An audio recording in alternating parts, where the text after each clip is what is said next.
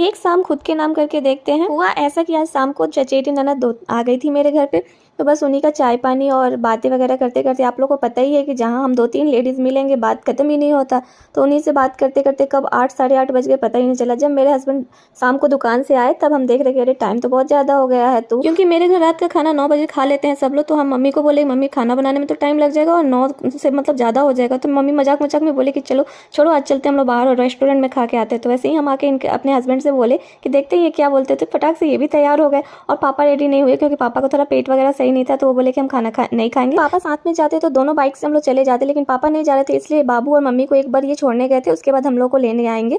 तब तक बिटिया रानी मेरी रेडी होकर बहुत परेशान थी कि पापा कहाँ चले गए, वो ढूंढ रही थी। और इनकी चोटी को हम सोचे कि थोड़ा नए डिजाइन में बांधते हैं, देखते हैं, तो इनकी चोटी एकदम खड़ी हो जा रही थी, नसीब अपना अपना जैसा। तो हमको अच्छा नहीं लगा कि बाहर जाना है, क्या कोई देखेगा तो क्या बोलेगा, इसलिए हम वो उस तरह से चोटी खोल के सिंपल सा ही रख दिए थे। और उस तरह से चोटी बांधते थे तो अच्छी तो लग रही थी, हमको हंसी भी आ रही थी और इसको भी देख के अजीब लग रहा था। और इनके में तो कोई भी ड्रेस पहनाओ ना तो खिसकने ही लगता है, इतनी मोटी ही है। तो बस यहाँ पर हम लोग दोनों रेडी होकर इनके पापा का इंतजार कर रहे थे कि कब वो आएंगे, तभी उनके बाइक का आवाज़ सुनाई दिया तो ये दौड़े दौड़े बाहर गई।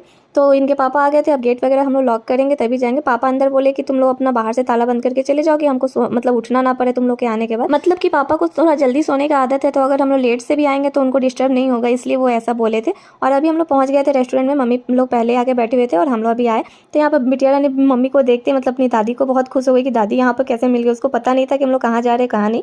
और उसके बाद बाहर में थोड़ी गर्मी गर्मी सा लग रहा था, तो हम लोग चलो रूम में ही एसी लगा हुआ है उसी में बैठते हैं। अंदर आते ही सब लोग अपने अपने आसन पर विराजमान हो गए थे और बिटिया रानी भी अपना लगी हुई थी कि हम कब सोफे पे चढ़ जाए और बैठ जाए। इनको बैठना तो है नहीं, बस सोफे पे जंप करना है। तो यहाँ पे हस्बैंड भी मेरे बैठ गया और ऑर्डर देने लगे अपना कि चलो क्या खाएं। हमसे पूछे तो हमको कुछ ना रेस्टोरेंट में समझ में नहीं आता कि हमको क्या मतलब क्या चीज़ का टेस्ट सही रहेगा क्या नहीं। जो खाए हुए हैं वो तो समझ में आता है, लेकिन अलग सा कुछ नहीं समझ में आता, तो इसीलिए हम उन्हीं को दे देते हैं कि आप ही बताइए। आधा पौने घंटा तो लग ही जाते हैं हम लोग का ऑर्डर आने में। और वैसे हम लोग स्टार्टर कुछ मंगाए नहीं थे क्योंकि हम लोग को मेन था कि खाना खा के आ जाना है। स्टार्टर कुछ मंगाते खाते तो फिर खाना नहीं खा पाते, इसीलिए सिंपल से हम लोग सब्जी और नान वगैरह लेके हम लोग खा लिए थे। और यहाँ पर बिटिया रानी भी अपना लगी हुई थी प्याज तोड़ने में, क्योंकि उनका कोई काम वहाँ पर था नहीं, वो तो खाना खाती भी नहीं है और ना खाने देती हैं, तो यहाँ पे वो अपने प्याज में बिजी थी।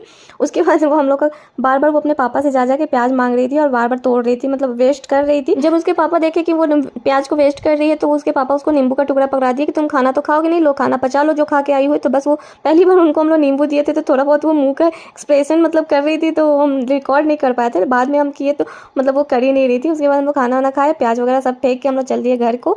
यहाँ पर बिटिया रानी का आजकल वीडियो बनाओ ना तो बड़ा मजा आता है, एकदम कैमरे में ही देखती रहती है। और घर आने के बाद एकदम जल्दी था कि हम कब रूम में चले जाए। और ये है हमारे घर के चौकीदार, जो रात को आप 12-1 बजे कभी भी आए आपको दरवाजे पे ही मिलेंगे एक रोटी के आस में।